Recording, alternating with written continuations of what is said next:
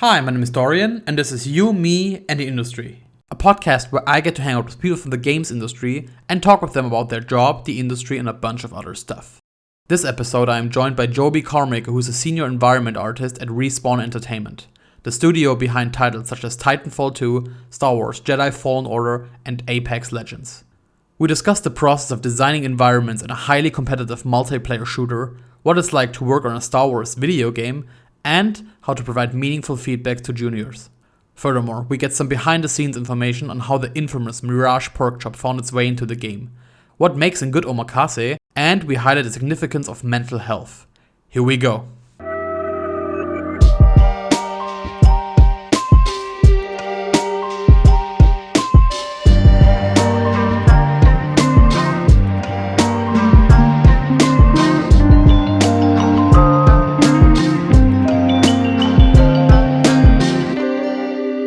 Hello everyone and welcome to the show. Today I have the great pleasure to be joined by Jobye Karmaker, who is a senior environment artist at Respawn Entertainment. Throughout his more than 10-year-long career in the games industry, he worked on games such as Far Cry Primal, Middle-earth: Shadow of War, Star Wars Jedi Fallen Order, and Apex Legends. He's also the creator of the infamous Mirage pork chop. Jobye, welcome to the show. Hey, thanks for having me. How are you doing these days? Good. Getting pretty much used to work from home by now. It's been a year of that for now. It's been a crazy last year. Yeah, I mean, it has been very crazy, and I think just assuming all the technical stuff with all the huge file sizes. I heard from many developers throughout the podcast history that sometimes it's really difficult to manage all these giant file sizes and everything. Yeah, perforce submits definitely take much longer. Right. So yeah, it's kind of have to do your due diligence, like syncing before you leave at night, and syncing in the morning. Right. Yeah. All that good stuff. Yeah. Has there been any major walkarounds around this, anything to resolve the issue? I think our IT people are kind of actively working on that.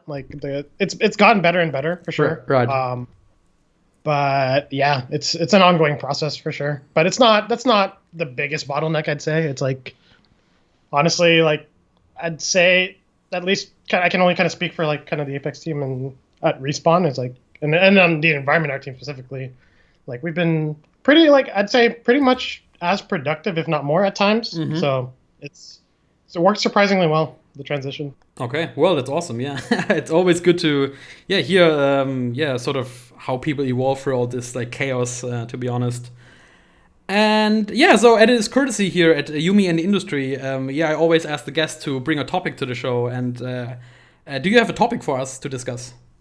I guess a fun one, maybe slightly heavy one to discuss would be mental health stuff. Awesome. Yeah. Okay. Kind of the importance of that. Over the last few years, I've definitely realized how important that is, just as how it relates to work.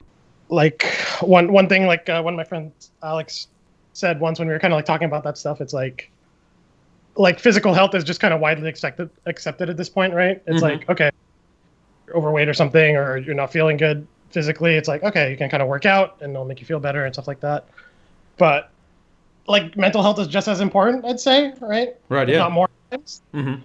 Your brain's almost kind of like a muscle they have to train and kind of get good at, and dealing with kind of past issues and how it relates to now. So I remember when we were talking about that, he kind of that framed it really nicely for me, and I was it kind of clicked the light bulb a little bit.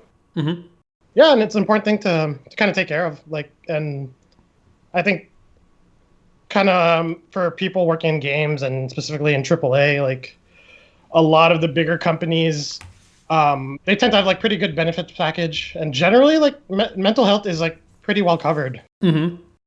So I know it's something I encourage people to kind of seek out, if they're kind of feeling bad, or even just stuff like imposter syndrome. That kind of comes down to mental health as well, and how that can kind of really wreck you at the beginning of a project, at the end of projects. Yeah. Right? Yeah, I think there's also this certain kind of stigmata around seeking help.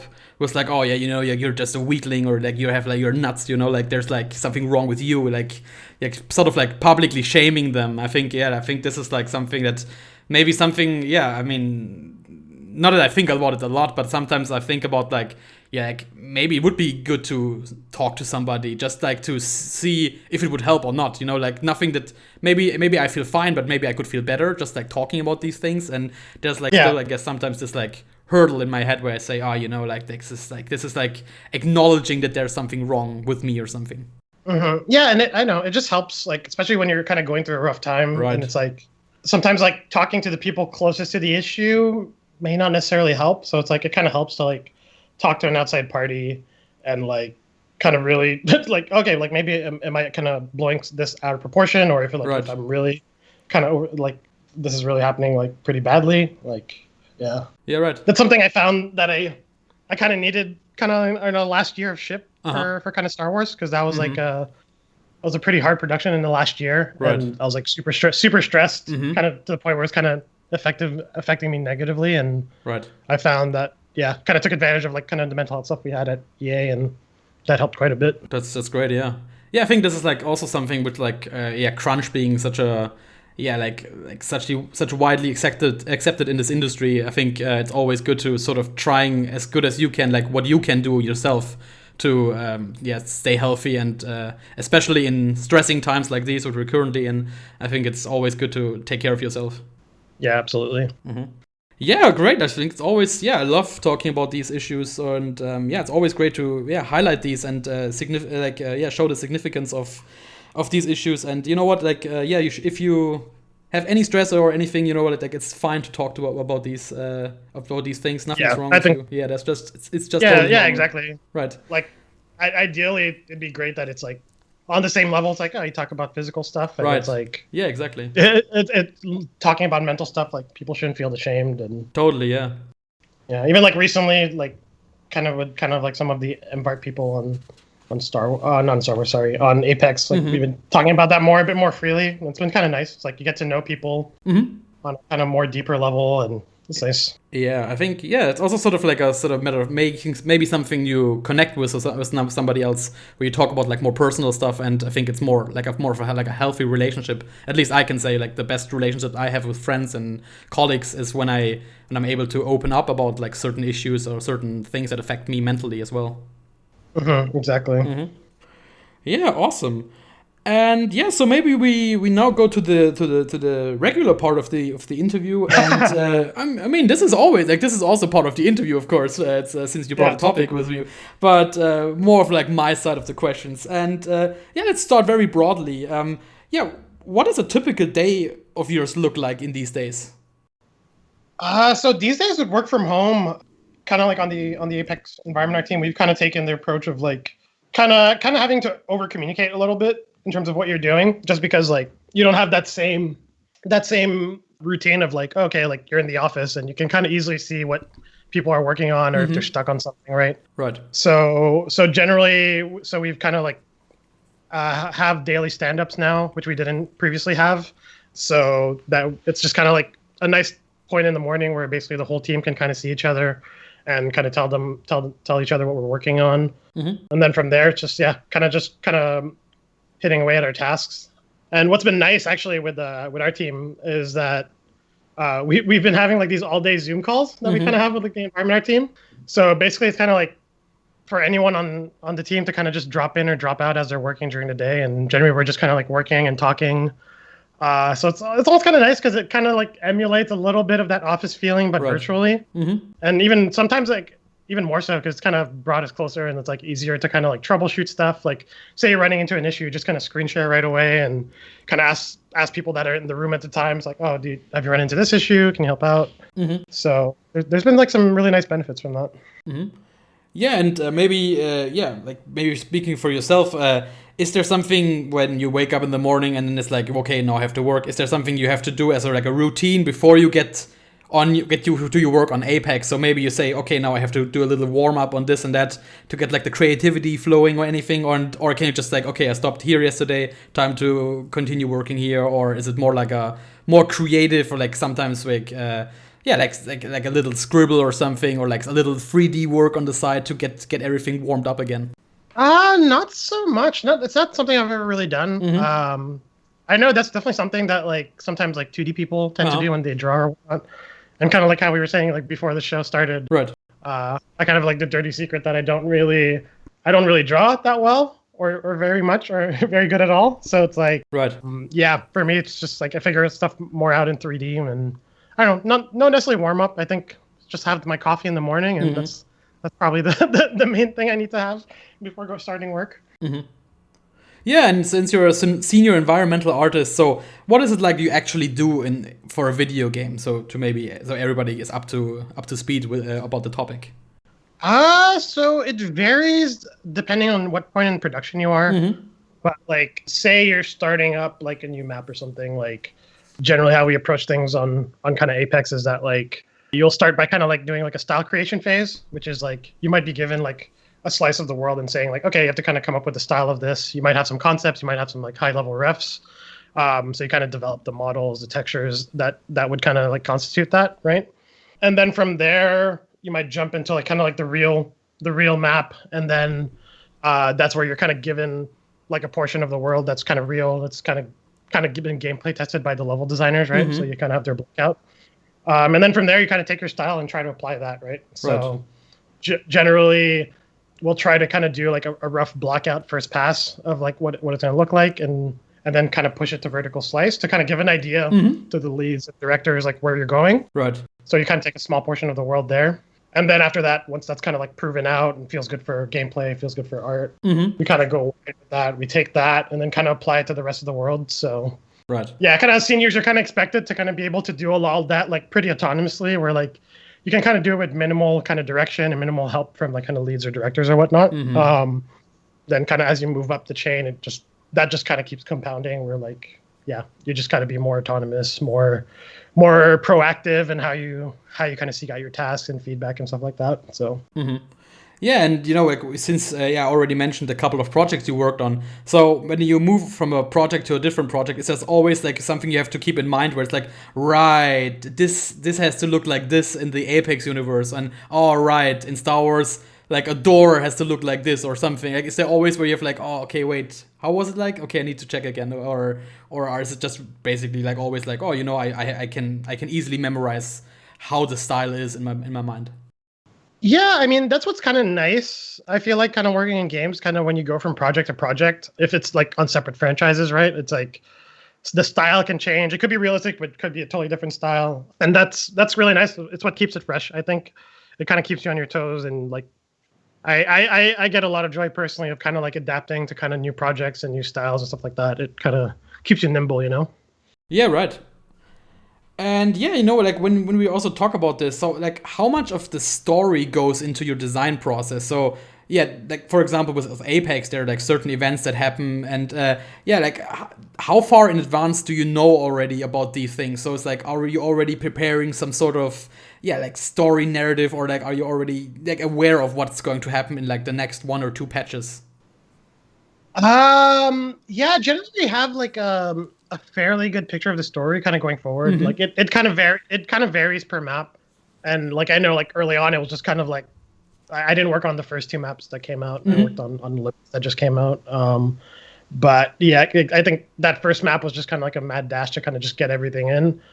But like kind of what the Apex team is good about is to like kind of just be improving on their processes and kind of like how they do things like as they go. So like going forward, we've been kind of been better with like kind of integrating the writing team early and kind of getting like an overview of kind of like the story that they want to go with for like the overall map or whatnot. So that way, yeah, you can kind of get a better sense of stuff as you're arting stuff up. Yeah, and you've moved on from Star Wars Jedi Fallen Order and went to Apex. And was there like a sort of learning curve where you said, well, somebody told you basically that, well, this looks all nice, but this is a competitive multiplayer shooter with like millions of dollars in like tournaments or whatever. And it's like, well, this has to be this height and you cannot ever do this or something. Like, are there certain aspects about the sort of like competitive nature and the readability of the game that you always have to keep in mind when working on environment in Apex? Oh yeah, that was definitely kind of a learning process and just getting used to kind of working with designers on Apex. Just because, yeah, kind of as a competitive multiplayer shooter, it's all about kind of like readability and kind of keeping things clean for gameplay and just just for the player to be able to kind of scan quickly an environment and kind of identify enemies, identify cover. So that's something we honestly kind of keep in mind, like always when we're kind of working on our art, right? So like, given that we're a battle royale, like you have to kind of look at stuff kind of from the air and make sure that reads. So like paths and like just the cleanliness of the view from up top needs to read nicely, and then once you're on the ground as well, kind of making sure that like cover is kind of clean and readable, and then you can kind of navigate to it smoothly. So yeah, it wasn't too bad of a learning curve to adjust to it, because generally I like working pretty close with design and kind of checking in regularly for them to kind of check how I'm tracking with stuff. So I think, yeah, generally I like doing that, and then that kind of just builds reps in terms of like, okay, they kind of tell you what's working, what's not, and then I kind of take that going forward to future tasks, and that helps quite a bit. Yeah. But yeah, it's absolutely like even more so than like a single player game. You absolutely double down on like, yeah, readability and all that. It has to be kind of king in a way. Yeah. And do you sometimes wish that the games would just start on the ground? You're just like, oh, again, with I have to design it now so everybody can read it clearly from flying above. Can we just like change everything? Like, let's start from the ground. Let's just change it everything. Not necessarily. I've been enjoying the battle royale formula. Okay, so it's like, yeah, it's funny because like I think, yeah, I never really played PUBG at the time. Like the first battle royale I played was like kind of Call of Duty Blackout when that came out for Black Ops 4. And then after when Apex came out, I've been playing that like nonstop. Yeah, same. Apex was crazy for me. Yeah. Yeah, I'm surprised. Like I'm still surprised that like I'm working on the team now and I'm still playing like almost every other night or every night. That's awesome. Yeah. So it's like, yeah, the sausage hasn't been spoiled yet. Yeah. I have some more specific questions for Apex, but I hope we can touch upon those later. Related to this, so with the battle royale nature and like with all the storytelling going on, so and we're now living in like this sort of like online world. Like Apex Legends is like a game you always download. There's no physical copy of the game around.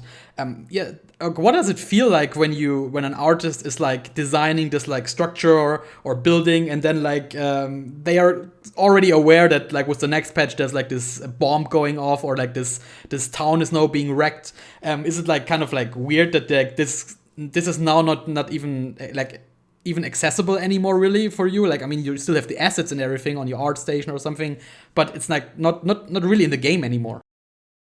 Yeah, it's a funny one to deal with. Personally, it's not too bad, just because like having worked on kind of like more open worlds games before, like you kind of just accept that like, okay, not everyone is going to see everything. So it's like you just kind of come to terms with that early on. So like even on Apex, that was kind of funny because like in Olympus, the most recent map we shipped, like the very base version of it, I worked on kind of like this docks area at the edge of the map. And then there's a section in there called cargo hold, which I did. But when I was working on it, I kind of already knew ahead of time that whole area was going to get nuked, and like it was going to get replaced by the town takeover for Pathfinder. Right. So yeah, it was kind of funny just working on it and be like, it's going to be gone in a couple months already. But it was funny because like the leads kind of gave me the opportunity to actually work on what will replace it. So I was like the first person that they asked since I worked on it. Right. I was like, yeah, sure. I was like, yeah, Pathfinder's a fun character. I think I'll have fun with it. And yeah. So it was just funny because like I literally finished it, and then a couple of weeks later, I'm like, all right, well, I'm deleting it. I'm gonna work on something that goes on top of it. Yeah. So yeah. That was a funny process. Yeah. I mean, that sort of gives you like a god complex. It was like, I created and now I have to tear it down again. Like, this is garbage. Yeah, it's definitely, honestly, it is definitely stronger for the space. I think it's like a much better POI than what used to be there. So right, yeah. But yeah, it'll live on my art station there. People can see it there. yeah. And coming back to the question I wanted to, I just teased about. And it's funny because with me and my two squad mates in Apex, we usually sort of like drop like relatively like defensively and safely, and like we don't really understand why, but I think without a doubt we always pick a location And I think the moment we picked it, it is determined to get nuked in the future patch. I think it has happened. It was like it has happened now, I think 5 times already. And I think the most recent was like Hydro Dam, and we're just like, how is it possible? Are they tracking us? And we have this sort of like assumption that it's basically that the game developers are sort of like tracking where like the most active players are dropping and like the least active players are dropping. And since we're always playing relatively defensively and like chill, it's always that we're sort of like getting getting like tracked as like, well, this is an area nobody lands besides like these three jackasses. So time to nuke this area and make it more active again and make it more cool. Yeah. I mean, I think our design director has said, and he's showed that like, yeah, nothing is precious. Like, right. Yeah. Like when they exploded Skull Town, that was like kind of like the biggest hot drop in the map. And yeah, totally. Like, all right, let's change up the whole thing. Yeah, that was crazy because it was such a staple in the beginning of this. It was even before the first season. It was such a staple of the map. Just like everybody was dropping there. It was so crazy, and it was like, yeah, you can hear it from miles away. That was that was fun. Yeah. And well, like speaking about tech evolution, so I think since you are like a senior environmental artist, do you just sometimes just sit there and say, well, like with like a new iteration of like PlayStation or PC graphic cards, and like the tech is always evolving, and do you just sometimes sit there and think, hey folks, how about we just stop it right here and don't improve the graphics at all? Like it feels like I already have enough on my plate with like the fidelity and the details and stuff. How about we just keep it a little bit low and just don't release a new graphics card or something. It's a funny thing because like definitely, especially for realistic games, it's like, right. I feel like the more we go forward, the more like the kind of return on investment is just kind of like diminishing returns, right? Just because like it just gets more and more realistic, and it gets harder and harder to push that. Mm-hmm. Yeah, for me, it's almost like I'm kind of more on the side of like, I'd rather like graphics get like better a bit incrementally, but then that like we kind of prioritize kind of more resolution and frame rate. Right.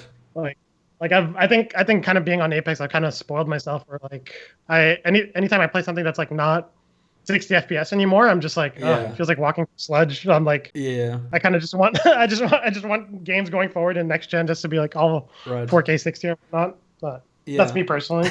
Okay, yeah. Also, the movement in Apex makes everything so fast, so it feels like maybe like even above 60. I mean, it runs at 60, but it's so quick, like sliding around, and the movement is so fast paced.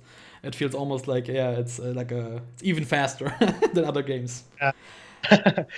And it makes it hard to go back to kind of slower paced games after that. right. Yeah, totally. And when like for example, when you play like The Last of Us Part 2, for example, do you just sometimes like, how do you play these games? Do you focus way too much time on the environment and think, my God, like this must be a nightmare to work on? Like how did they achieve this? Or do you just think like, I just immerse myself and play it just like as any other folk? No, I think as a developer and kind of especially as an artist too, like I tend to take a bit longer going through those games just because I'm kind of like taking it all in and like kind of exploring every nook and cranny. Right. I'm definitely like trying to kind of like break down like, try to figure out how they built this or whatnot. Yeah, generally it's like, I feel like it's usually on the second playthrough where I'm if I play something a second time, that's when I can kind of just more enjoy it normally. Right. First one, I'm just kind of like, I'm just looking at everything pretty closely, and or sometimes like my girlfriend will be watching me play, and she's like, I'm just like looking at a wall or something, and just trying to pick something out, and she's like, what are you doing? Yeah. And was there like a recent game like besides Last of Us where you're just like, how did they achieve this? Like what is going on over here? What did I play recently? I feel like lately I've just been playing so much just Apex. I got a Series X a couple months ago, and I started playing the medium. Right. And the environments in that are super nice. Yeah. They kind of had the advantage of like kind of having like a fixed camera, so like they control like very nicely like where it is and stuff like that. Yeah, their environments were like super nice. I was super impressed. Yeah. All right. And you know what? Like, speaking of perfectionism, maybe like with games such as like Naughty Dog or maybe like Red Dead Redemption 2. I once had a conversation with like Jean Guedon from Assassin's Creed about like the nature of games compared to something physical. For example, I think he explained to me like making a toy out of wood, since he was a toy maker before. And well, there are like no real like constraints in video games. I mean, there are like technical ones, but there's not like the wood is just the wood. You can't really change the how the wood behaves and how much you can do with the piece of wood, for example. And since you're an artist, like when do you think and when do you determine this is now good enough? Like, I mean, you could basically work on this forever, I would assume. I mean, you have limitations in one hand, but yeah, you could always make it a bit more nicer, I guess. And I think with like a game like Apex, there's like a tight schedule. When do you know personally say, yeah, this is now up to snuff? Yeah, it's a bit tighter. I think we like on Apex, we have a lot of onus on us to kind of come up with your deadlines and your schedules and stuff like that. So it's like, it's kind of on the artist to kind of make sure that you buffer yourself enough to kind of like hit the quality that you want personally. So yeah, generally if you have your schedule, like personally, I just try to kind of like buffer it enough that I'm like, okay, I give myself enough polish time to like kind of go back on stuff I want to rework and go on it. Right. Ideally, like if our schedule is kind of going good, like we do have some polish time at the end where we can kind of hit it along with our bug fixing. So that's kind of gives us a nice opportunity to kind of do a once over on our work, kind of polish up any things you might have left like kind of just half done. But yeah, generally like when I approach an area, and that goes for like any game I've worked on, it's just like if I leave it off, I just try to kind of bring it to a point where I'm like, okay, like you could ship it at least, but you'd be like a little bit ashamed at worst. But ideally, yeah, you can come back to it later and kind of polish it up a little bit. Okay, sure, yeah. And yeah, and well, you know, speaking of design process, so how much of the story goes into the design process as well? So, for example, the Dark Souls games are very famous for like their environmental storytelling. Do you sometimes wish games would focus less on storytelling in the typical sense, with like dialogue and like reading something in a book through in like the Elder Scrolls or something, and it would like the Dark Souls titles would be more focusing on like the environment telling the story as well? No, I don't think I necessarily wish that. I mean, I like when we kind of have those parameters a little bit, kind of coming from narrative, because it kind of helps. Personally, I'm kind of like I almost like kind of having like a little bit of a box to kind of guide you a little bit, just because like I think when you're in a box, you can kind of come up with kind of some creative solutions and thinking outside the box and stuff like that. So like for example, on Star Wars and kind of just working on like that intro level. Yeah, there's like tons of narrative stuff going on there, and then even another layer under that, there's kind of like the narrative that we kind of came up with kind of with ourselves and kind of Lucasfilm or whatnot to kind of help motivate how we're going to art up kind of like this whole space. So like kind of having those guidelines and those kind of guardrails kind of helps you kind of test your decision making and kind of test against it at any given time, like when you're kind of arting up. So it's like it just gives a bit more purpose to like how you're doing stuff. Like generally it's good to like not just kind of put stuff somewhere just for the sake of putting stuff there, right? It's just like try to motivate that. Yeah. And you just mentioned the level you worked on, Braca and Jedi Fallen Order.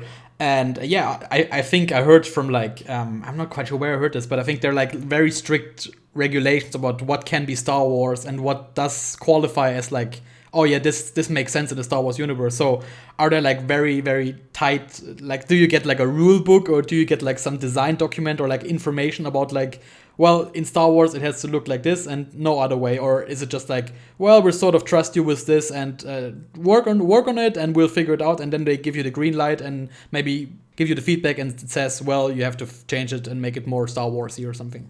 Yeah, there's not necessarily a rule book. We just had like regular meetings with Lucasfilm that they would kind of come down to LA like every few months. Okay.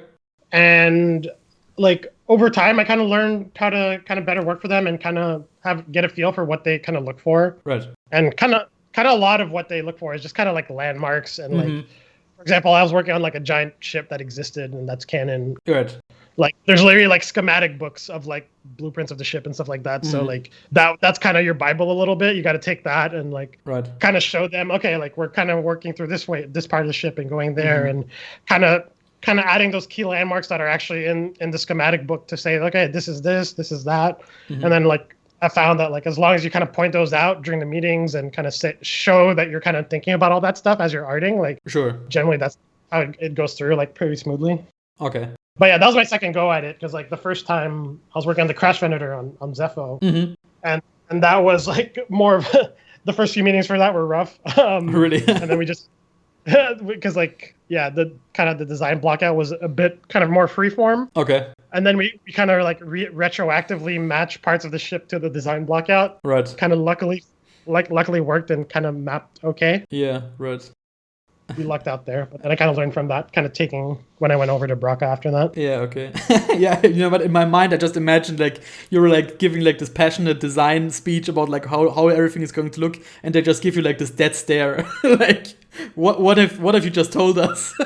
It was almost like that. We were nervous after that first meeting. We were just like, oh shit, like, we messed up. We messed up a bit. Yeah, and then I had to like kind of come up with like the top down view and kind of like really point to the schematic to say like this is that, and then once we did that, they felt much more comfortable. So yeah, right, yeah.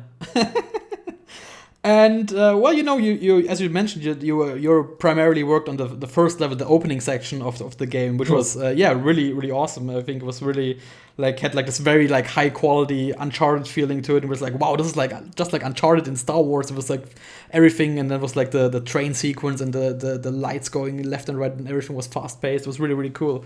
But well, like this is just like a small chunk of the game. So like how does it feel when you? I'm not quite sure if you do this. Like if you watch like Let's Players or like demos or anything, and people are just like, well, this is just the opening sequence, and it's just like, well, I worked on this for like 2 years, and they're just rushing through like 15 minutes, and you're like, well, can't you just react a little bit more to like this, please? Yeah, it's funny because it goes the other way. Like even like recently when I got the Series X, I just replayed kind of like the next gen upgrade on Jedi on it, and just myself. I just played it normally without kind of soaking in everything, and I'm just like, this like there goes a year of my life in like 15 minutes. But then it is really satisfying when like you kind of see some kind of Let's Players or whatnot that kind of like really take in all the details, and they kind of notice like all the subtleties and little details that you put in there. Right. Like there was one guy he did a video and just kind of like all the stuff that the NPCs were doing, and then he started looking at like all the signs with kind of a little bit of a hint that I gave him on Twitter, but he started just translating everything and kind of seeing that like, oh, we named like all the signs like properly, and like it's all in proper Orobesh throughout the whole space. So yeah, it's definitely satisfying when people pick up on that. And yeah, like, totally. Yeah, even down to like, I think there was a Kotaku article on like the gonk droids that we had throughout the space. Like one of the junior artists I worked with who worked under me, Evan, he had fun kind of like reskinning the gonk droids, and we had like a couple different variants just kind of placed all over. So we were kind of having fun placing those. Yeah, I can imagine. And well, like speaking of like something like this, so I'm not quite sure how this entirely works, but do you sometimes how much of your personal identity can you inbound in those environments and stuff? So for example, if I would now like since I now interviewed you and maybe checked out some of your other work, so could I just go to like a certain plant or certain environment? It's like, oh right, this is like this smells like a Jobye like a Jobye thing. Like is there like any personal flourishes you can really inbound in these things, or is it much more like, well, it has to look like a tree, make it nice, like there's no personality in it, like, you know what I mean?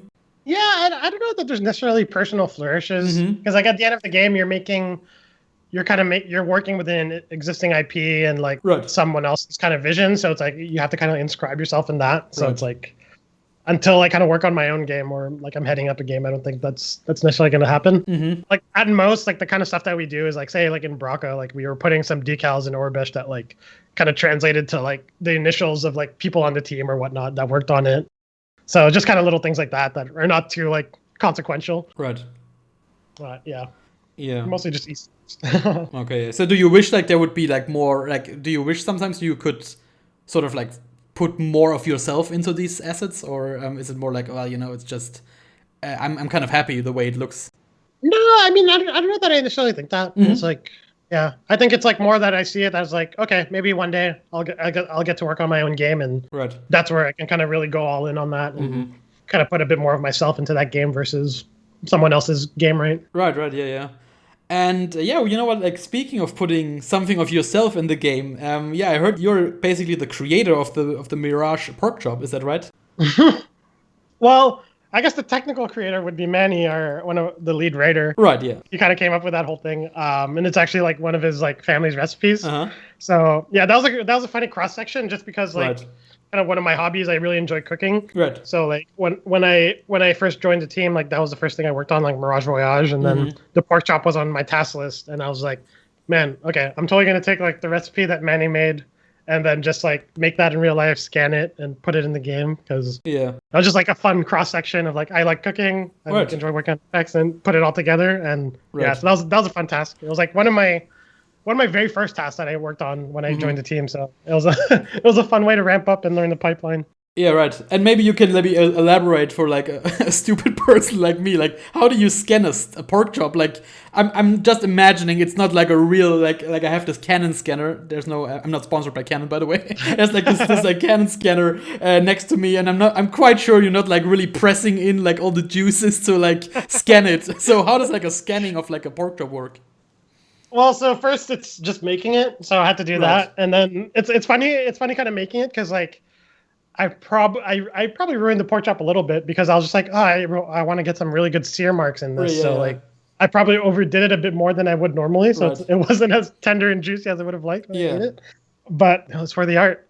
But yeah, after that, I just kind of put it on like kind of like a neutral space, and then I just kind of take my DSLR. In this case, I actually did it on my iPhone. I just wanted to do it like kind of super on the cheap to kind of test out that workflow. Sure. And basically, you just kind of go around and take pictures of it, and then you kind of put that into the scanning software, and it basically kind of like develops a point cloud of that, and then that kind of gives your high poly, and then you bake that down to your low, and then you kind of have your texture already because it's in the pictures. Just have to clean it up a little bit, and then you throw it in game. Sure. Okay. Yeah. And do you think that it was like? Do you think like? Like maybe 10 years ago, this was a much more difficult process, or that this wasn't even a thing back in the day? No. Yeah. I mean, it's kind of really come into prominence over this last generation. It was funny because like back when I worked on Splinter Cell Blacklist, one of our ADs at the time, I remember he was just dabbling with that for kind of like the co-op stuff. And he was like, oh yeah, like I've just been messing with this stuff like called photogrammetry, and he was like putting like, some scanned rocks and stuff like that. At the time, we were just like, oh man, what's this? And then and then now it's just kind of like it's pretty commonplace, especially for realistic games. So like Call of Duty, Battlefield, like Battlefront, they all leverage photogrammetry pretty crazily. Right. Uh-huh. And yeah, you just mentioned your hobby is cooking. So with the pandemic still going on for what feels like 200 years, have you picked up any like sort of like skills in your cooking repertoire? Like making sourdough was like a big thing, I guess 20 years ago. Yeah. But have you any like anything you tested or anything you sort of like dabbled with? No, funnily enough, like it's weirdly enough like the pandemic almost had the opposite effect, where really? I wasn't cooking as much. Mm-hmm. Like I was cooking more like way more pre-pandemic. Mm-hmm. Because like my usual kind of method for when I was cooking was that like I would say like leave work, kind of drive through the grocery store on the way back home, get exactly what I need for a specific recipe, and then cook that up that night. Mm-hmm. So kind of the pandemic reducing your kind of grocery runs to just kind of like the essentials, right? Like just every few weeks. I had a hard time like kind of like just pre-planning all these recipes and like kind of getting exactly what I need. So I just found myself cooking a bit less actually. So I'm kind of looking forward to like once the vaccine stuff's all done and kind of getting back to that groove of just like just buying exactly what I need, cooking that, and that's it. Because I just have a bad habit of like if I buy like in bulk, there's just like so much that I end up wasting because I didn't use all these vegetables, all this stuff, and I always hate doing that. I kind of like kind of doing as I need. Right. And I'm not wanting to make you teary-eyed or anything, but in general, what makes a good omakase? A good omakase. So a good omakase shouldn't give you soy sauce on the side. That's a thing. Like everything should be kind of all prepared together. So depending on the fish, some fish might require soy sauce and wasabi and stuff like that. Some not. So generally, the chef will kind of like prepare that for you and give that to you. So that's probably like mark one when I look for good omakase. And from there, it's just like just making sure like the rice is good, like, and it's not like overly like too much rice to fish or whatnot. And it's just like just warm enough. So I miss omakases. I never had one. I think for the last yeah, like I said, for the last, like, I don't know, like 2-3 years, I always wanted to go, to Japan with my girlfriend. But, well, this hasn't been a thing in one day years now. I can't wait to try it in Japan. Yeah, because I've kind of done it like on the West Coast in like Seattle and LA, and it has like fantastic omakases. But right, yeah. Japan must be like next level. Yeah, do you want to shout out any place? Yeah. In LA, there's this one really good one that's kind of near where I live called Shunji Sushi. That's been a really good one. If you're in Seattle, Shiro's Sushi is good, and Sushi Kasiba as well. Mm-hmm. There's like good ones on the West Coast if you're ever there. Yeah. And maybe as a short explanation, omakase is basically, the head chef or one of the chefs making sushi in front of you, and it's most of the time, or like in some places, it's a very short experience. The chef focuses on your meal alone, and it gives you like. Or it can actually be pretty long. Oh yeah, I mean it depends. It depends, I guess. Yeah. It's basically chef's choice. Right. Yeah, and the chef is like preparing it in front of you and giving it like piece by piece to you, and so you can enjoy it at its perfect climate and its perfect temperature and the perfect exactly. Preparation level or something. Yeah, and it's one thing that's really nice too about omakase is because like typically you have that at the bar, like right in front of the chefs, and like it's generally pretty communal because like then you're kind of sitting side by side people, so like kind of groups of people might be like kind of talking to each other and talking about what they liked if they're visiting or whatnot. Like I remember when I was like interviewing in Seattle, after my interview, ended up going to an omakase, and then after I was like. Yeah, I just ended up chatting up with like people nearby. Like then they're kind of giving me like stuff to check out in Seattle and stuff like that. Right. So that was nice. Yeah. So folks. So in case there will be any future sushi references in the upcoming Apex, I think season 9 or something. You heard it here first. It's a Jobye exclusive, and a Yumi Industry Jobye exclusive. That the sushi was done by him. Would be even funnier if there no actually is a sushi and it's like made by somebody totally else, and I just guessed it here. And you just mentioned it before. You play a tons of Apex. You work, you work every day on Apex. Then you go home and play even more Apex. And do you just sometimes visit your locations and think, you know what? Let's just go into a different direction. I don't wanna look at this. Like this is. I made this. Like this is like I don't know. Maybe let's go to Hydro Dam or something else. we can have like this running joke. Like when I play with some of the coworkers, is like, okay, if we drop in the location that we made, we can't die. Sometimes we just drop there and we're like, we'll have the protection of having made it. Yeah, right. It's like more often than not, it doesn't really work out, but we pretend it does. It's like homegrown, like the familiar territory gives you the edge. Yeah. Well, to be honest, I think what I like about Apex so much is that it's like always about like the tactical aspect of like getting like deciding when to go up or down an elevation. So maybe there is something to it, like maybe there is something to it. There's slight advantage, but yeah, usually it erodes pretty fast. Like we when Olympus shipped, we maybe had an advantage for the first week, and then by then everyone knew the map better than us. And right. Yeah, it's hard to keep up with everyone. Everyone just keeps getting better and better in this game. I think this is like the crazy part. I think I'm not quite sure. I think back in the day I heard like an interview about the Destiny loot cave or something, and it's so crazy because I definitely grinded that back in the day. Yeah, because I think this is so crazy because I think the moment a game releases, it's like after it's 24 hours, I think there's like more amount of hours spent in the game than like every developer put all of development. So it's like it's like always crazy when people say, "Oh, like, how did they miss this?" And it's like, well, like the entire internet was like 1 billion people. Everybody is like trying to game the system, and of course there will be maybe one person who figures something like ludicrous thing out. And I mean, like when you look at like the speedrunning community, it's like, how do you figure stuff like out, and like how do you prepare for something like this? So I'm always very understanding of the issues of the developers when they're like, just releasing a game and there's like a certain issue or a certain bug out there. Mm-hmm. It's hard, and I mean, especially with live service, it's kind of humbling. Totally, just because like you can kind of try to put your best foot forward, and sometimes like your best guesses of like what people will do, but sometimes people just find like creative ways to break stuff or stuff that you weren't even thinking of as you were testing. And like we try to kind of work with our QA pretty closely to kind of like find bugs, but it's like sometimes there's stuff that you just miss, and it's like it's unfortunate, but happens. But what's nice is that we're live service, so we can kind of patch things as we go, so that helps a lot. like, was there ever like a certain like not on the same level of like the looting cave in Destiny, but was there ever like a sort of like a red alert was going on? It was like, Jobye, we have to fix this now, and like we have to hot fix this like very soon. Was there ever like something like this going on for you? Luckily, no, hasn't happened yet. Knock on wood. Yeah, generally on the art side, it's kind of relatively okay. Right. It's kind of mostly can kind of be stuff on code or kind of design. So yeah, like for art, generally we kind of wrap up our stuff like maybe a month ahead of something shipping. Okay. Mm-hmm. So and then during that month, they're generally stabilizing, and only really the most high priority stuff kind of goes in. So, Mm-hmm. Yeah. Yeah, and do you like maybe you can talk a little bit about behind the scenes? Like, has there any been like a sort of situation where the people were like running like back in the days where there still offices existed? Was there like somebody like I'm always imagining the movies with like a person yelling about the doomsday clock? It's like, you know what, like we have to fix this. Like press the red alert. Like hold the presses. You know, like in the newspaper times. Like we have to fix this now. Or is it more like is it not as disastrous as in my mind?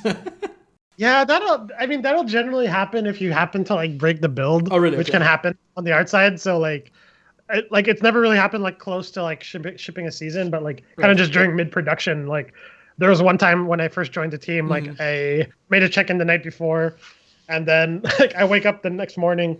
And then like the build engineer is messaging me. He's like, your chicken last night broke stuff. And I was like, oh shit. And I'm like scrambling. Like at the time that was like pre-work from home too. So I was like trying to VPN in to try to quickly fix it before I like drove to work. And I was like, I was super nervous, like just mad dash to kind of fix stuff as soon as I came into work. Yeah, totally.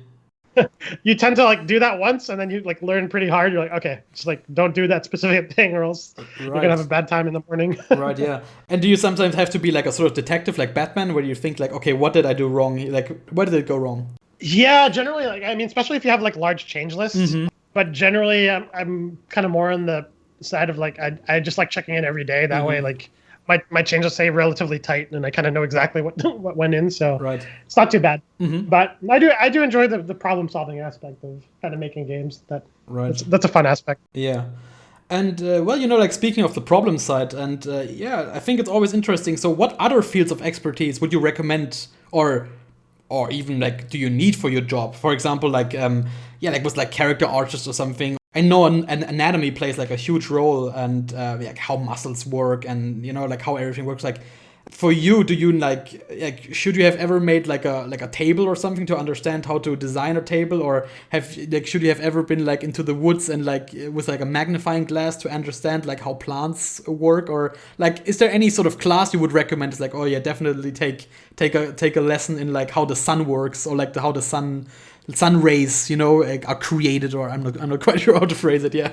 it really depends on discipline. Like kind of you're saying taking a class on like sun rays and stuff. Like for a lighting artist, that might totally be appropriate just to kind of learn exactly the physical stuff behind lighting, right? But for environment artists, I'd say like probably the biggest thing you can kind of do, like whether you take a class or just kind of take up on your own personally, right, is photography. I think photography like really develops your eye for detail, your eye for composition.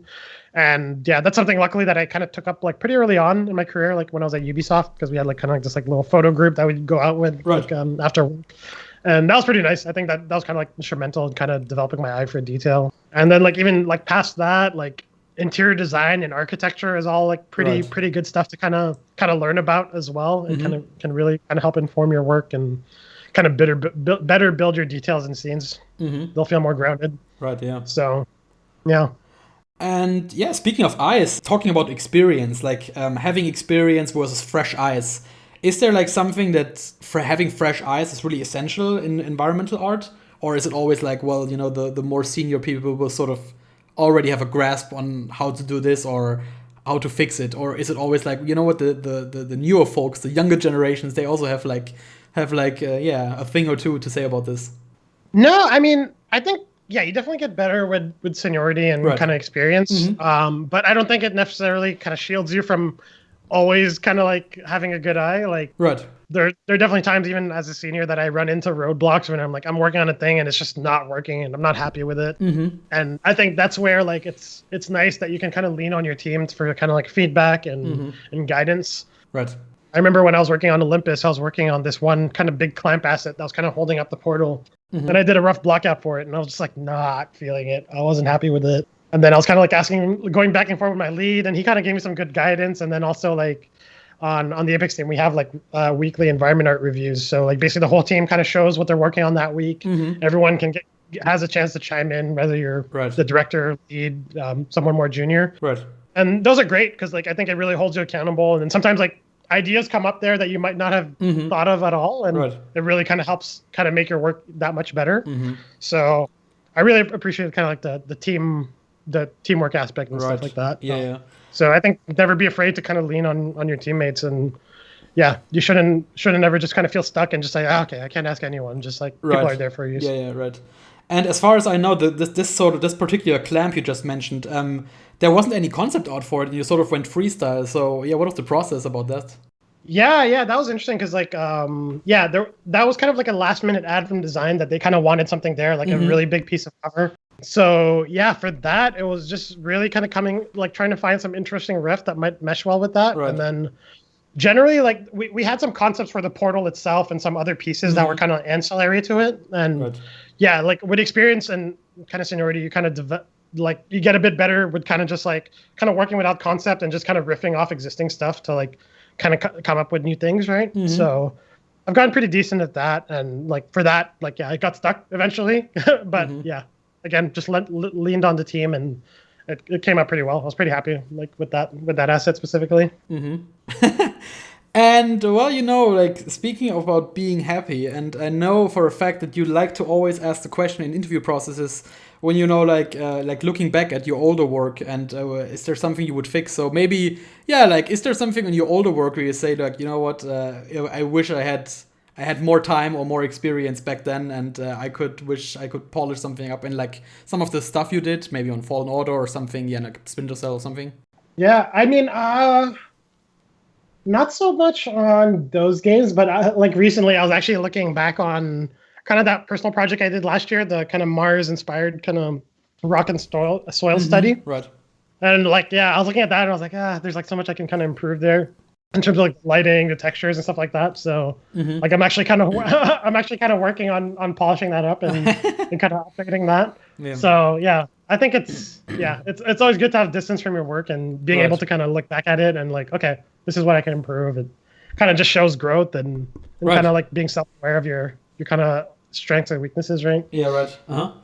And yeah, speaking of what feedback and stuff, and do you sometimes really think about how to phrase your feedback, especially with like juniors or like people who just enter the industry, to like not to discourage them or to not be extra hard on them? And like, is there something in your mind where you think about, okay, I have to phrase it like this to be more nice or something? Oh, absolutely. Right. I think it's like, yeah, I think that's one thing I kind of appreciate from kind of doing the mentorships with kind of Mentorship Coalition, and kind of like really kind of flexes those kind of feedback muscles like every week. So I think I kind of like really take that with me to work, and it kind of helps with kind of working with more junior folk and even more senior folk. So it's like, yeah, you can't just like hammer on someone. Right. Yeah. like you can kind of point out what's good, because like generally like there will be stuff that'll be working, some that will not. So it's good to kind of give an equal dose of what's working, what's not, and not just be like super negative all the time, So yeah, it's a balance. Yeah, and it's different with every person too. Like there might be some people that are just fine with like kind of like more direct, straight feedback. Some no, so you got to know how to read people a little bit to kind of gauge that. Yeah, And sort of receiving and understanding or like learning something for the first time, since you have been moving studios a couple of times so far, was there like this moment where you went, wait a minute, this is how you are doing it? Oh my God, this is so smart. Like we have been doing it like this, or maybe even the opposite way around, where it's like, wait a minute, why is it so complicated to do this and this and this? Why can't we just do it like we did over there? Oh yeah, I mean that's every studio practically, every project that I've switched to. It's like it can happen within the same studio. Sometimes you switch projects and you kind of get that. But yeah, that's what's interesting from kind of like switching studios though. It's like it really gives you a lot of perspectives. It really kind of gives you a good view of how different people approach things. And like, so you kind of take that in your toolkit, right? Where like you kind of pick the best parts of every studio and kind of carry that with you, and maybe try to kind of push that in your new studio eventually once you've kind of learned kind of how they do things at first. Like, I think that's the important part, is that like, I don't think you should ever kind of come into a new studio and be like, okay, I want to do it this way. And like, you haven't really learned how they actually do things right now. So it's like, I think you have to learn what the studio's doing first, how they're doing it, and then see like, okay, maybe there's some tweaks we can do on top of it. And it's not necessarily taking exactly what you did before to bring it over, but sometimes it's just tweaked and you can kind of help kind of push things forward, you know? Yeah, right. And well, you know, like maybe going back to the cooking side of things, and with your experience, so I heard you once upon a time had like this like massive bluefin tuna at hand, and you made like a donburi bowl out of it. So first off, what is a donburi bowl, and how did you make it? Because it looked very delicious and even scan worthy in my opinion. Should have scanned it. Right, yeah, for the Apex patch. Yeah, that was a fun one, just because that was like one of our producers on Star Wars, Kasumi. She's a diver, so she dives and like fishes with like kind of like her diving friends. So one time they just caught like a massive kind of bluefin tuna, and then I think previously, months before, we were kind of like jokingly saying like, if ever you catch anything good and you have extras, just like kind of bring it to work and we'll totally take it. Oh, wow. And then she totally did that, so she kind of gave like a few of us like a pieces of it. So. So I just looked up how to make a donburi bowl. Like, there's nothing too crazy with like when I do cooking stuff. Like generally, it's like a specific like element, and I'm like recipe, and so I just looked it up. Right. So. And yeah, donburi bowl is actually technically like an oxymoron too, because donburi already means bowl, so like you're basically saying like bowl. Oh, it's a bowl. Okay, interesting. Yeah, bowl. Yeah. And, I think this is a good segue with you being Asian in the games industry. So, yeah, with all the things going on around in the world. So what is it like now? Like, what does it mean to you now being representing, like, sort of part of your culture and sort of your heritage in video games? Like, do we need to make this industry more inclusive when it comes to Asian people? Or is it more like I think this needs to be more put into the forefront, talking about these issues. And I think it needs to be like, I think like why aren't there more the game directors or like famous other people who are being interviewed who are Asian, like with Asian heritage? I mean, I don't think it's necessarily like that we need to push like specifically kind of like more Asians within the industry. Like, I think as an industry, we just need to be kind of more diverse and inclusive to kind of everyone. Right. Whether you're Asian, whether you're Black, whether you're a woman, whether anything, right? So it's like, I think that's kind of just like kind of made that more important than anything else. Like, there's obviously very specific things that happened recently that target Asians, but like, I think it shouldn't make us lose sight that. I think the industry needs to be accessible to everyone, and that's important to push regardless of what company you're at. So. Yeah, just opening up your eyes to kind of a larger candidate pool and finding the best person regardless of their gender, regardless of their ethnicity. Yeah, right, yeah. And I could guess like dealing with like, I don't know, like diversity and other issues like crunch and sort of like looping back to the beginning of the podcast, and you were talking about mental health and this like issue of crunch and preventing burnout. And I think you already teased it a bit to a certain degree that you experienced firsthand like indications and signs of burnout. And I think I saw you tweet out like a long thread about like how management sort of like trying to alleviate some of this pressure about the tight schedule. So maybe you can talk about a little bit about like how they did it and like what helped to avoid like maybe like this burnout or even crunch. Yeah, I mean, I think it kind of needs to come from the top first. Like, I think like as a studio, it's important for studios to kind of stand against crunch. And then like that management kind of like voices that and kind of show that there's a will to do that, right? And then from there, it's kind of down to the individual teams to kind of make sure that like that gets applied, right? Like Apex, like I think our management and kind of like Vince himself has kind of take a firm stance on that. And like, every discipline, it kind of varies in terms of like how well that does. But like on the environment art side, I know like our director and leads kind of they make a very concerted effort, and like I think mitigating crunch is like it's a consistent thing you need to be doing. You can't just be like, okay, we cut some things and that's it. We're done. Like we've avoided crunch. It's like you need to kind of be always kind of monitoring the schedule, kind of making sure people are on track. And then like if people are raising the flag that they're feeling like kind of burnt out or that they're feeling pressured on time, like to kind of create that buffer, like cut things smartly to kind of create that time for people. And I think sometimes it's even a tricky thing where it's like sometimes people might not even speak up, right? So it's like you kind of need to keep an eye on people and kind of be asking the right questions to the right people to like, because sometimes like, you gotta protect people from themselves sometimes. Right. Yeah, totally. Like as artists, it's very easy to like, just, okay, like we'll just kind of keep working and like kind of burn ourselves out a little bit. Yeah. So right. It's, I think we almost kind of have like the opposite problem on our environment, our team, where like, we don't shame ourselves if we're like not crunching enough. It's more that like if you're crunching, we're just like, okay, we're like cool it down, like don't crunch. Right. Yeah, I think this is like something that I think the developers at Naughty Dog always said, like it's very hard to prevent crunch, or like because they're like very synonymous with crunch and they're sort of like even embracing it to some degree. And I think it's always interesting to say like, well, like those people want to a certain extent want to work these hours or something, and trying to sort of like as you said, from top down. I think even Ted Price said it, like he has to lead by example, that he's not allowed to send out emails on the weekends anymore, and he's like he should not always be the first person who comes at like 6 and always be the last person that leaves the office. He sort of also needs to lead by example. And maybe transitioning to a question here, is there something you can maybe elaborate more about the studio culture, as you already mentioned? Vince Impella was very outspoken about crunch. Maybe you can elaborate on the what the culture feels at Respawn in general about this issue.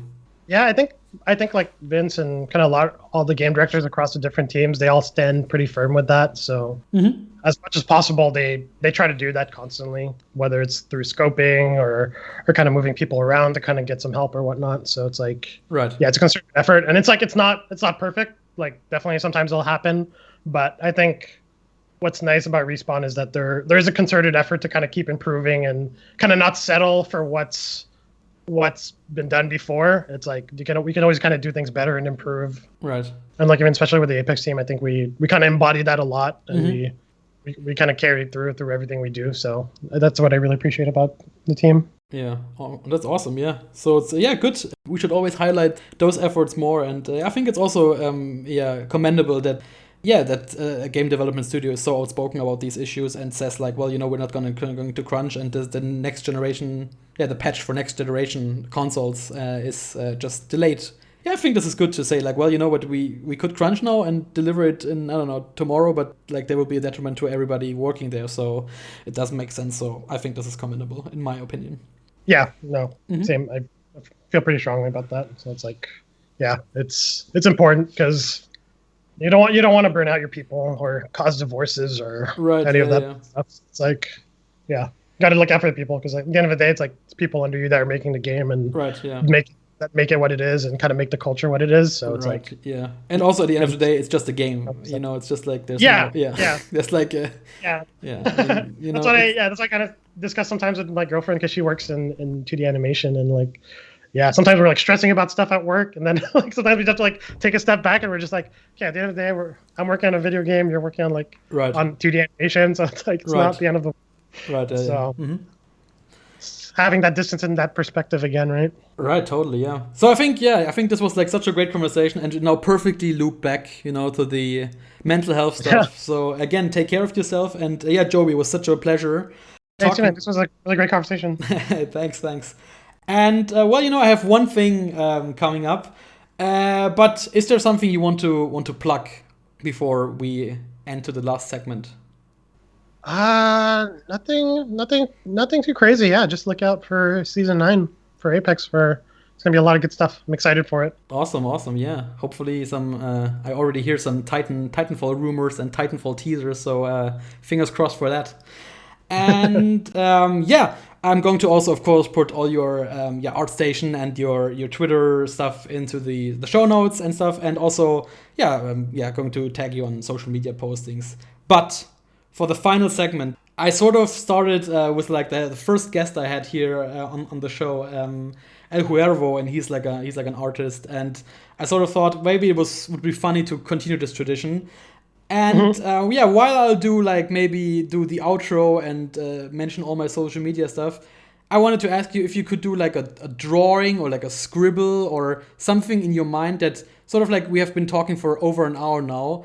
Like, what do you think I look like? I know you looked up some of the stuff and maybe you found a picture or something, but maybe not like focusing too much on what you already saw. So, and since you since I know you're an environmental artist, so maybe you can even like imagine me as like a leaf or like a tree or something. So, what do you think I look like, just based on my voice, my like my gravelly, clean voice? So maybe you can do like a quick scribble or something. Yeah, I saw that you were looking me up on LinkedIn earlier, so like I saw a little preview. Yes, right. I was like, I have to forget it. Right, exactly. I was like, because I used to when I do my research on people, nobody checks on like all the platforms I'm usually checking, and I think you sent me then a friend request. I'm like, damn, this like the entire segment is now blue. Time to cancel the show, everyone. But I mean, maybe there's something I think maybe my voice doesn't match my my appearance, so maybe you say like, you know what, I think you look more like this. Or I mean, you could also envision me as as a tree, like something environmental, as you wish. And I'm going to do the outro, and maybe you can send it over to me, and then maybe I will use it as my profile picture or something, if you would allow me that. Yeah. And I will also post. It's gonna be really bad. Of course, I mean that's totally fine, and that's also I think part of the appeal. And as I mentioned, this has been such a great interview with you. And if you want to follow along and see this great drawing or I don't know what's going to come. So what? I'm going to find out, and I hope you're going to find out too. If you want to check it out, you can go to Facebook and Twitter and Instagram at Yumi Industry, and you can follow along, post questions, tag me, I guess, complain about Mark Zuckerberg, fine with me. And if you want to leave a 5-star review on iTunes or Spotify, they're under any review, so do whatever you want, follow me, check it out, and also check out Jobye's stuff. Can't wait to see what's up in Season 9, and maybe even further games he works on at Respawn, so always keep an eye on that. And I guess that's it. If you want to follow me personally, and I'm at Dorian Chow on Twitter and Instagram, and they're just my wrong opinions about stuff, and maybe sometimes right opinions. Who knows? All right, everyone, take care. Bye.